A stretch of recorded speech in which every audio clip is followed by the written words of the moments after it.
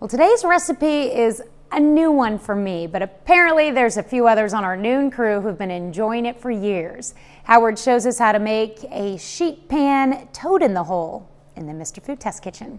The last thing any of us want to do after making a meal is to clean up a bunch of pots and pans. That's probably why sheet pan cooking has become so popular. If you're not familiar with it, today's recipe will introduce you to the concept.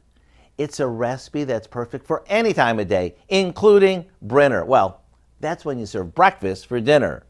We start by cutting a hole in the center of 6 slices of country-style or sourdough bread. We butter one side and place it butter side down on a baking sheet.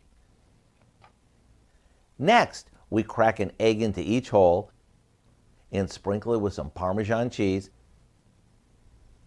and a bit of salt and pepper.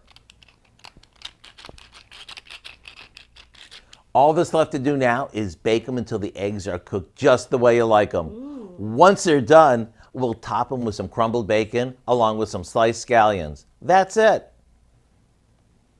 Whether you serve this for a hearty breakfast or a fun change of pace dinner, you're going to love how all the flavors and textures come together. If you'd like to try the recipe for our sheet pan toad in a hole, simply visit our website.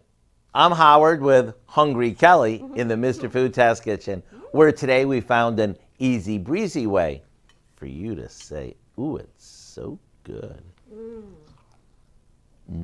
That looks fun to make. You can find this recipe along with a lot more good food from the Mr. Food Test Kitchen online. Just go to our website at KOAMnewsnow.com.